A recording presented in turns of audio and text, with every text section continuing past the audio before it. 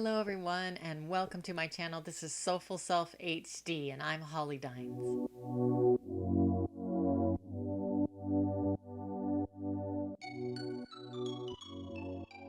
Today in this video, I wanted to talk about the New York Times bestseller list.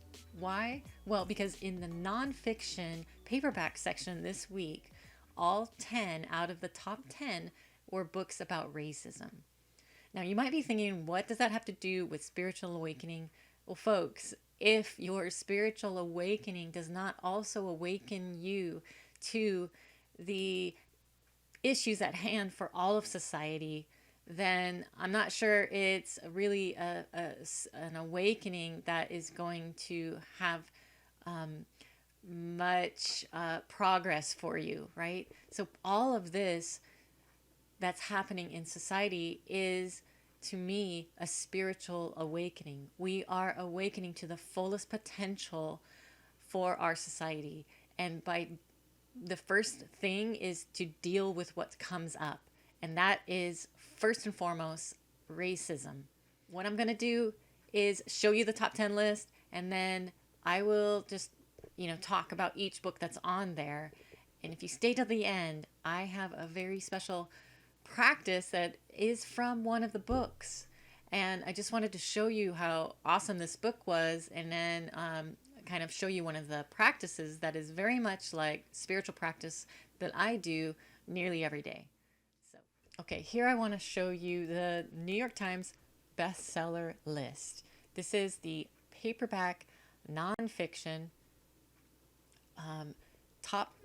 top 15 actually for June in 2020. And you can see here the 15 books, 13 out of the 15 are about racism, and the top 10 are all about racism. Book at the top of the list is So You Want to Talk About Racism by Ijeoma Oluo. So her perspective is coming from that being a black person in a predominantly white area. She's really talking about racism in all of the US. It has a discussion guide, and she really encourages people to take this from the over talking, let's just talk about it stage, into clear anti-racism actions. Next on the list is White Fragility by Robin DiAngelo. Now, this is a white person sort of talking to whites. The subtitle is, Why is it so hard for white people to talk about racism?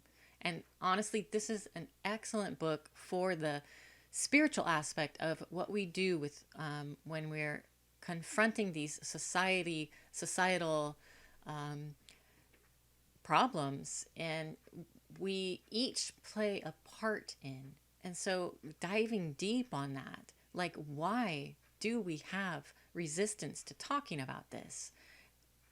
Robin DiAngelo has an excellent book to outline several things that sort of we come up against, or that she's seen in her work in anti-racism. So Ijeoma Oluo also talked a lot about this, how the difficulty that white people have when talking about race and how it impacts everything. So yes, to be called a racist is one of the worst things that can happen to a white person. Why? Why? Can we go deep on that? Can we, instead of rejecting or pushing back on that, can we listen to that? What does that mean? And what does that mean for Black people, brown people, indigenous people, people of color? This White Fragility has an excellent study guide and a list of resources, and in the back of the book it has lots of stuff to look up for further study. So if you want to have like a resource that has resources, this is an excellent book. So the next book is The New Jim Crow by Michelle Alexander, and this is a 10th anniversary edition of a book about mass incarceration. So a lot has changed in the past 10 years, but sadly a lot has stayed the same in terms of mass incarceration. And although Obama was president when the book was published, so much has changed with the Trump presidency, but really the issue still remains the same. It's a very good book for learning all about what's happening in the prison system. This next book, Just Mercy by Bryan Stevenson. This book also about the prison system, but specifically death row. This is a book sort of like a memoir of this lawyer's work. He has a nonprofit called the Equal Justice Initiative, and through that work has advocated for inmates on death row, many of them later to be proven innocent. And there's even a movie out called Just Mercy, I think it was out last year, and it's about one of the people in this book, Walter McMillan. So you can check out that book, justmercyfilm.com. You can watch it for free. So the next on the list is by Ibram X. Kendi, Stamped from the Beginning, The Definitive History of Racist Ideas in America. This book is also a history book, and it's about human hierarchy and the beginnings of slavery. It talks about racist ideas all the way up that persisted even till the end of Obama's presidency. Why are all the black kids sitting together in Cafeteria? This book is by Beverly Tatum. Also an anniversary edition. This is 20th anniversary. This was written a couple decades ago, but still very relevant. And in the prologue of this book, you have a 20-year history of what's happened since the book was published. Very, very nice recap of the last 20 years in terms of the race conversation. Raising White Kids by Jennifer Harvey. So how it really answers the question, how do we raise our kids to be allies in the struggle against racism? And it also has excellent resources in the back. White Rage by Carol Anderson. Carol Anderson is a professor at Emory University.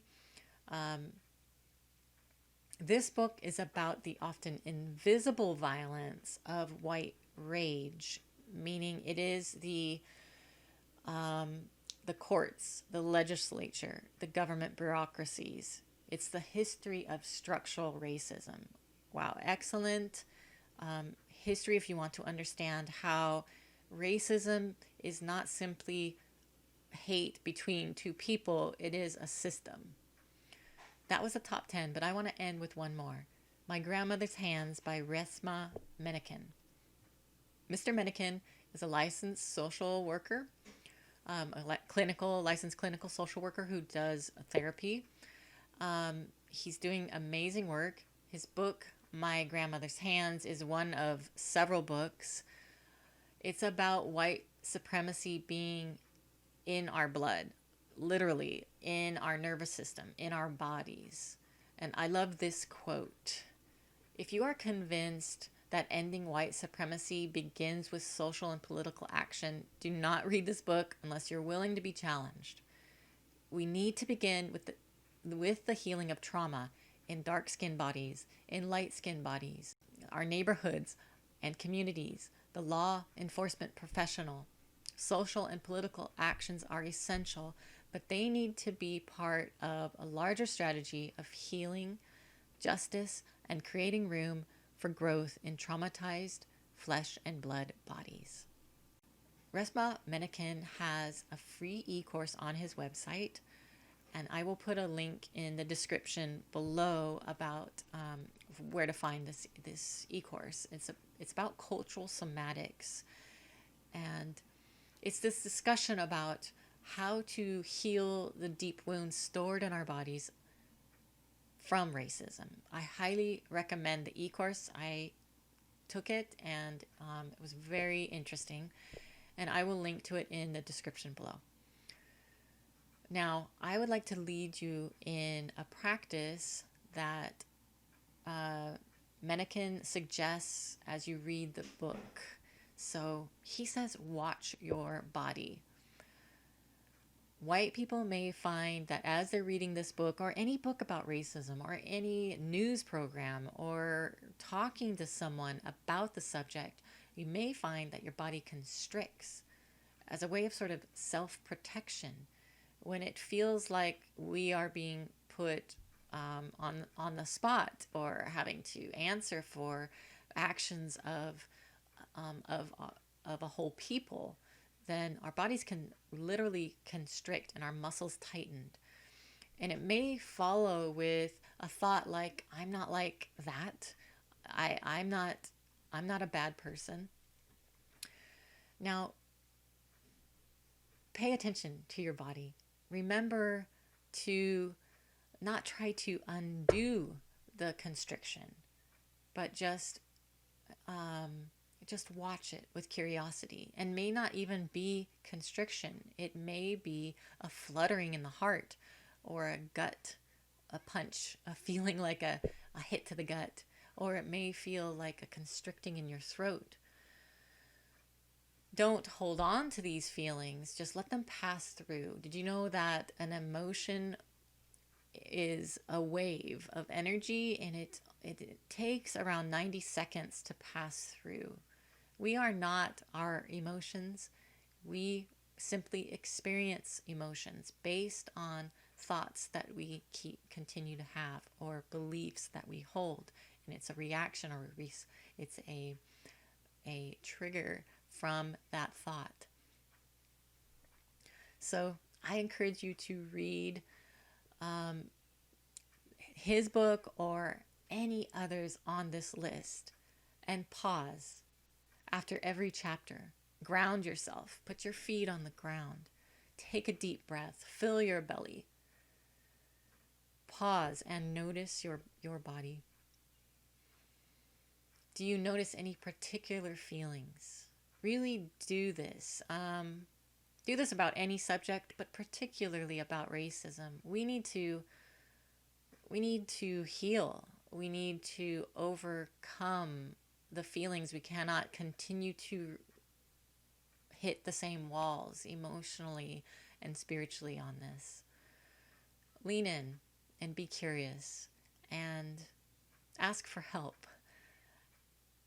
Blacks, browns, indigenous, people of color are waiting for white people to wake up on this and to work through this and to take action. And if we are all leaning in the same direction, we will make huge strides on this issue. If we listen, we will find fear. We will find that wall that we're coming up against, but we'll also find hope. Below you will find links to all the books that I've talked about. So you can look them up, find out more. There's plenty of information that's free online. Here are links that are easy to find. So if you feel like ordering one and have a paper copy. Continue to listen and to be curious and to love. Put that love in action. The world is waiting for us. Thanks.